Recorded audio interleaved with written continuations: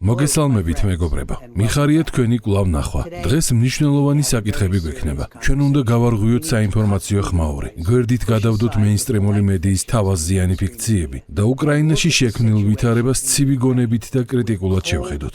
ჩვენ უფსკროლის პირას ვდგავართ, თუმცა არა იმ უფსკროლისა, რომელზეც გაზეთები გიყვებიან. ძალაუფლების დერეფნებში ახალი დოკუმენტი ტრიალებს. მას 20 პუნქტიან სამშვიდობო გეგმას უწოდებენ. მას მოიხსენიებენ როგორც კიევის საუკეთესო მცდელობას ომის დასასრულებლად. თუმცა ნებამომეცით ვიყოს სრულიად გულწრფელი და ვისაუბრო ყოველგვარი დიპლომატიური შილამაზების გარეშე. ეს არ არის სამშვიდობო გეგმა. ეს არის სასიკვდილო განაჩენი. ეს არის უკრაინის როგორც ეროვნული სახელმწიფოს თვითმკვლელობის წერილი. შედგენილი იმ ადამიანების მიერ, რომლებსაც როგორც ჩანს, სრულიად არ შესწევთ უნარი გააცნობიერონ საერთაშორისო პოლიტიკის ელემენტარული მექანიზმები. საგარეო პოლიტიკური ელიტა ვაშინგტონში და ხელმძღვანელობა კიევში ცდილობენ კონკრეტული ნარატივი მოყიდონ. მათ სურთ დაგაჯერონ, რომ ჩვენ შეგვიძლია რუსებთან მოლაპარაკება სწორედ იმ მოთხოვნების წამოყენებით, რამაც თავის დროზე ეს ომი გამოიწვია. ეს ილუზია, ხოლო დიდი სახელმწიფოების პოლიტიკაში ილუზიებს ადამიანების სიკვდილამდე მიჰყავს. მოდით განვიხილოთ ამ ეგრეთ წოდებული კომპრომისის მექანიკა. ამ გეგმის ცენტრში დევს მოთხოვნა უსაფრთხოების გარანტიების შესახებ. კერძოდ ისინი ითხოვენ მშვიდობიან პერიოდში 800,000 კაციანი მუდმივი არმიის ყოლას, რომელიც სრულად იქნება დაფინანსებული და შეიარაღებული დასავლელი პარტნიორების მიერ. ისინი ითხოვენ კონკრეტულ თარიღს ევროკავშირში უკრაინის გაწევრიანებისთვის. მათ სჯერათ, რომ ეს რუსეთს შეაკავებს. ეს არ არის შეკავება, ეს არის პროვოკაცია. თქვენ უნდა გესმოდეთ ისტორია. უნდა დაუბრუნდეთ 2008 წლის აპრილის ბუქარესტის სამიტს. ეს იყო ფატალური შეცდომა. სწორედ იქ განაცხადა ნატომ, რომ უკრაინა გახდებოდა ალიანსის წევრი. უილიამ ბერნსმა, რომელიც ახლა CIA-ის დირექტორია, მაგრამ მაშინ მოსკოვში ჩვენი ელჩი იყო, დაწერა დოკუმენტი, რომელიც სახელმწიფო დეპარტამენტის თითოეული თანამშრომლისთვის სავალდებულო საკითხავი უნდა იყოს. მას ერქვა არა ნიშნავს არას. ის აფრთხილებდა ყველას, რომ უკრაინის დასავლურ ფორპოსტად გადაქცევა იყო ყველაზე მკვეთრი წითელი ხაზი რუსული ელიტისთვის. არა მხოლოდ პუტინისთვის, არამედ მთელი რუსული უსაფრთხოების ისტებლიშმენტისთვის. მას რას გვთავაზობს ეს ახალი გეგმა? ის გვთავაზობს ზუსტად იმას, რისიც რუსეთს ყველაზე მეტად ეშინია. 800,000 კაციან არმიას, დასავლეთში ინტეგრირებულს, რომელიც განლაგებულია უშუალოდ რუსეთის საზღვარზე, მოსკოვის სიახლოვეს. ეს არ არის თავდაცვითი ძალა, ეს არის ყელზე მიბჯენილი დანა. თქვენ გონიათ რუსები შეხედავენ ამ წინადადებას და იტყვიან, ოჰ, ეს მშვენიერია?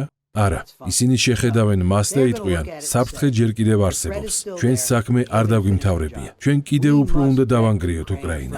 ეს არის ლიბერალური ჰეგემონიის ტრაგედია. ისეთ ადამიანებს, როგორებიც არიან ენტონი ბლინკენი და ლიბერალი ქორები, სჯერათ, რომ საერთაშორისო სამართალი და მორალური განზომილება ტანკებსა და არტილერიაზე მნიშვნელოვანია. ისინი ფიქრობენ, რომ თუ საკმარისად ისაუბრებენ სუვერენიტეტზე, რუსები ბარგს ჩაალაგებენ და სახლში წავლენ. მაგრამ მსოფლიო ასეთი არ არის. არ არსებობს ღამის გუშაგი და ამ სამყაროში დიდი სახელმწიფოები უბრალოდ არ უშვებენ მტრული სამხედრო ალიანსების ჩამოყალიბებას თავიანთ უკანა ეზოში. შეერთებული შტატები არასოდეს დაუშვებდა, რომ ჩინეთს მექსიკასთან ან კანადასთან სამხედრო ალიანსი შეეკრა. ჩვენ მას გავანადგურებდით. რატომ გონია, რომ რუსები სხვანაირად მოიქცევიან? ახლა შეხედეთ ტერიტორიულ ასპექტს. აქ ილუზია კიდევ უფრო ღრმავდება. ზელენსკი დონეცკის რეგიონში დემილიტარიზებული ზონის შექმნას გვთავაზობს. მაგრამ აქ არის მთავარი პრობლემა. მას სურს, რომ ეს ზონა მოიცავდეს არა მხოლოდ უკრაინის მიერ კონტროლირებად ტერიტორიებს, არამედ იმ ტერიტორიებსაც, რომლებსაც ამჟამად რუსეთი აკონტროლებს და საიდანაც მოსკოვმა ჯარები უნდა გაიყვანოს.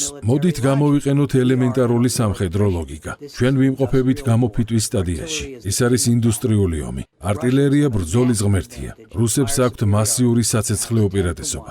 ზოგიერთ სექტორში შესაძლოა 10-1-თან. ისინი ანადგურებენ უკრაინულ ცოცხალ ძალას იმ პროცესში, რაც შეიძლება შეფასდეს მხოლოდ როგორც ხორცაკები.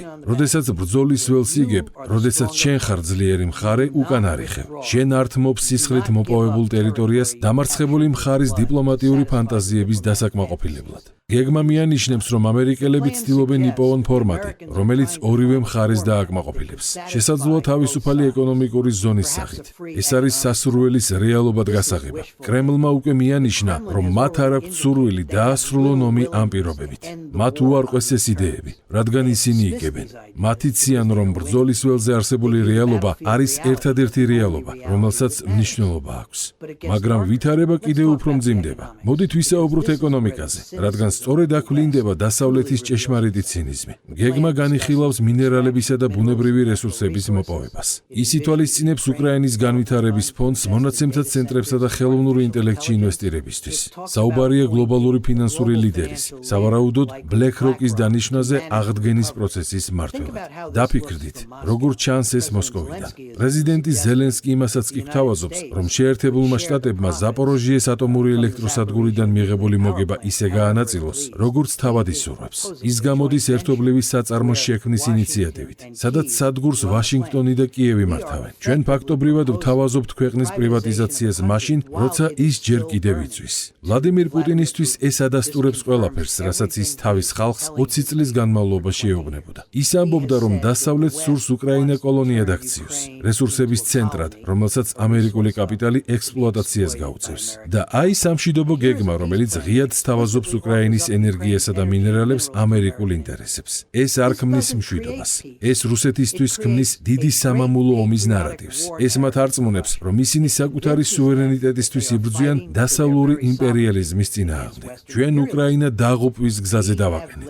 ეს არის ჩვენი პოლიტიკის მორალური სახე. ჩვენ წავახალისეთ ისინი წინაღდგომოდნენ რუსებს. ჩვენ დავპირდით, რომ ისინი დასავლეთის ნაწილი იქნებოდნენ. ჩვენ დავპირდით უსაფრთხოების გარანტიებს, რომელთა აღსრულების არც განზრახვა და არც უნარი ჩვენივე სისხლის ფასად არ ქონდა. ჩვენ მზად ვართ ვიბრძოლოთ უკანასკნელ უკრაინელამდე, მაგრამ არ ვართ მზად ვიბრძოლოთ თავად. და ახლა, როდესაც ძალთა ბალანსის რეალობა მათ მთელი სიმძიმით აწვება, როდესაც ისინი ცოცხალი ძალისა და საბრძოლო მასალის დეფიციტს განიცდიან, ჩვენ მათ ხელში ვაჩეჩებთ სამშვიდობო გეგმას, რომელიც მოწყვეტილია რეალობას. ჩვენ ვეუბნებით მათ, მოითხოვონ ის, რის მიღწევაც არ შეუძლიათ. შედეგი გარდაუვალია, ის ტრაგიკულია, მაგრამ გარდაუვალი. რუსეთი უკრაინას გადააქცევს არაფუნქციურ, ტერიტორიებ ჩამოჭრილ სახელმწიფოდ.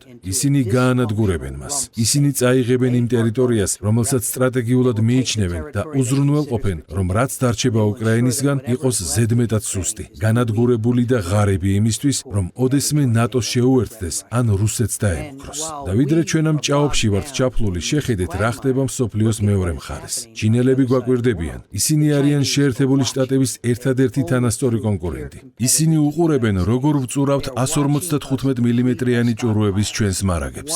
ისინი უყურებენ, როგორ გადაგვაქვს ყურადღება რეგიონზე, რომელიც 21 საუკუნეში შეერთებული შტატების მთავარ სტრატეგიულ ინტერესს არ წარმოადგენს. ყოველი დოლარი და ყოველი იარაღის სისტემა, რომელსაც დონბასში გასანადგურებლად ვაგზავნით, ნიშნავს ერთით ნაკლებ რესურსს აღმოსავლეთ აზიაში ჩინეთის შესაკავებლად. ჩვენ ჩავდივართ შენელებული მოქმედების გეოპოლიტიკურ თვითმკვლელობას. ჩვენ გქონდა არჩევანი. ჩვენ შეგვეძლო ყოლოდა ნეიტრალური უკრაინა. შეგვეძლო ყოლოდა უკრაინა, როგორც ბუფერული სახელმწიფო, აყვავებული და მთლიანი. მაგრამ ჩვენ ავირჩიეთ გავლენის სფეროს გაფართოება პირდაპირ რუსეთის კართან. ჩვენ ავირჩიეთ ამ პარტავნება და ახლა უკრაინელი ხალხი ამის საფასურს საკუთარი სისხლით იხდის. ეს 20 პუნქტიანი გეგმა არ არის გამოსავალი. ეს არის სიმპტომი იმ დაავადებისა, რომელმაც ეს ომი გამოიწვია. ეს არის უარი დასავლური ძალაუფლების ლიმიტების აღიარებაზე. ეს არის უარი რუკაზე დახედვასა და გეოგრაფიის ცივი, კაცრი ჭეშმარიტების მიღებაზე. ნუ მოტყუდებით სათაურებით. ნუ მისცემთ უფლებას რეკონსტრუქციის ფონდებისა და უსაფრთხოების გარანტიების შესახებ რიტორიკას.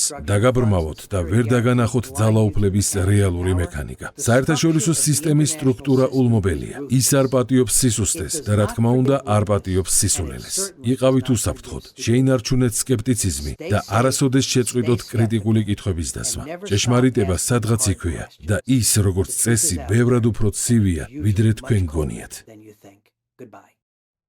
გამოიწერე და გაიგე ამბები ლიბერალური ცენზურის გარეშე.